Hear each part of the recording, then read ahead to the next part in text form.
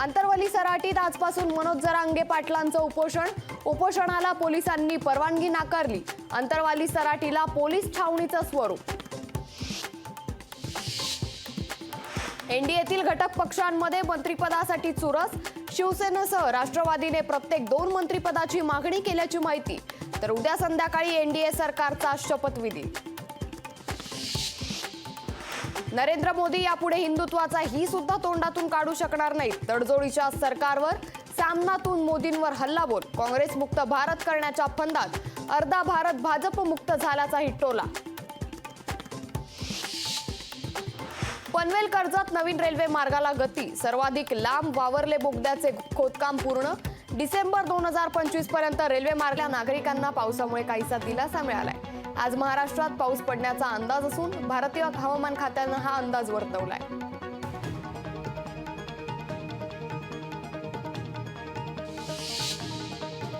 बांगलादेशाच्या पंतप्रधान शेख हसीना भारत दौऱ्यावर येणार आहेत. नरेंद्र मोदी 9 जून रोजी पंतप्रधान पदाची शपथ घेणार आहेत. या सोहळ्याला शेख हसीना उपस्थित राहतील. चित्रा वाघ यांनी उद्धव ठाकरेंवर टीका केली आहे. जनाब उद्धव ठाकरे, तुम्ही जिंकलात खरे, पण वंदनीय हिंदू हृदय सम्राट बाळासाहेब ठाकरे आणि तुमच्या सोबत असलेला प्रत्येक सच्चा शिवसैनिक हरला, असं चित्रा वाघ म्हणाले. पंतप्रधान नरेंद्र मोदी 9 जूनला संध्याकाळी 7:15 वाजता दिल्लीत शपथ घेणार आहेत. यावेळी इतर मंत्र्यांचा देखील शपथविधी होणार असल्याची माहिती मिळते. पंकजा मुंडेंना अहमदनगरमधून विधानसभेचं तिकीट देण्याची मागणी करण्यात आली आहे. अहमदनगर भाजप शहर अध्यक्ष अभय आगरकरांनी ही मागणी चंद्रशेखर बावनकुळे यांना पत्राद्वारे केली आहे. लोकसभा निवडणुकीची आचारसंहिता संपताच कृषी मंत्री धनंजय मुंडे ॲक्शन मोडवर आलेले पाहायला मिळतात. मुंडे यांनी कृषी विभागाच्या सचिवांसह सर्व प्रमुख अधिकाऱ्यांची बैठक आयोजित करून खरीप हंगामाच्या नियोजनाचा आढावा घेतला. राष्ट्रवादीला केंद्रात 2 मंत्रिपदं मिळण्याची शक्यता आहे. 1 कॅबिनेट आणि 1 राज्यमंत्रीपद मिळण्याची शक्यता आहे. नाशिक शिक्षक पदवीधर मतदारसंघातून महाविकास आघाडीचे उमेदवार संदीप गुळवे यांनी उमेदवारी अर्ज दाखल केलाय. तर शिक्षक पदवीधरसाठी 26 जून रोजी मतदान होणार आहे.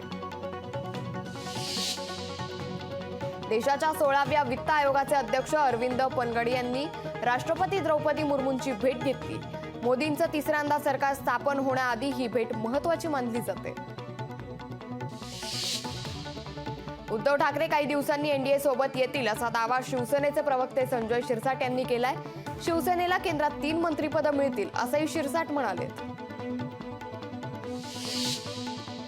लोकसभेत कोकणात महायुतीला चांगलं यश मिळालं असून याचा मला फायदा होणार आहे. तसंच रवींद्र चव्हाण, राणे इत्यादी नेते भक्कमपणे पाठीमागे असल्याने माझा विजय अवघड नाही असा विश्वास निरंजन डावखरे यांनी व्यक्त केलाय.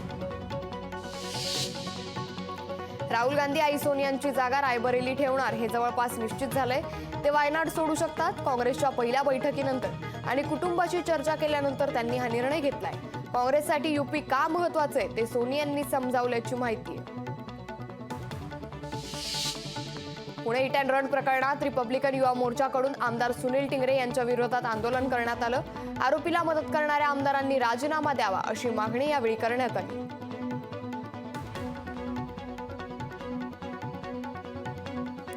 आता एक मोठी बातमी समोर येते. मंगेश चितळे हे पनवेल महापालिकेचे नवे आयुक्त आहेत. मंगेश चितळे यांनी आपला आयुक्त पदाचा पदभार स्वीकारलाय. अतिरिक्त आयुक्त डॉक्टर प्रशांत रसाळांकडून पदभार स्वीकारल्याची माहिती आता समोर आली आहे. काही महिन्यांपासून आयुक्तांच्या प्रतीक्षेत असलेल्या पनवेलकरांची प्रतीक्षा अखेर आता संपली आहे. पनवेल पालिका आयुक्त पदाचा पदभार स्वीकारून मंगेश चितळे हे कामाला देखील लागले असल्याची माहिती आता समोर आली आहे.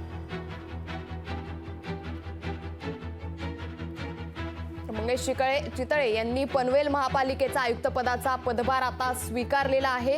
मंगेश चितळेंनी आयुक्त पदाचा पदभार स्वीकारल्यानंतर कामाला देखील सुरुवात केली असल्याची माहिती आता समोर आली आहे.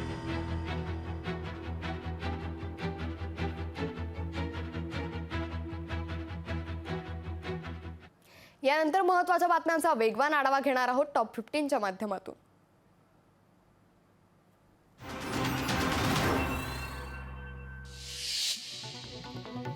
नाशिकच्या सटाणा तालुक्यात वादळी वाऱ्यासह पावसानं हजेरी लावली आहे. वादळी वाऱ्याने घरांच्या छताची पत्रं उडाली असून अनेकांचे संसार उघड्यावर पडले, तर अनेक ठिकाणी झाडं आणि विजेचे खांब उन्मळून पडल्यानं मोठ्या प्रमाणावर नुकसान झालंय.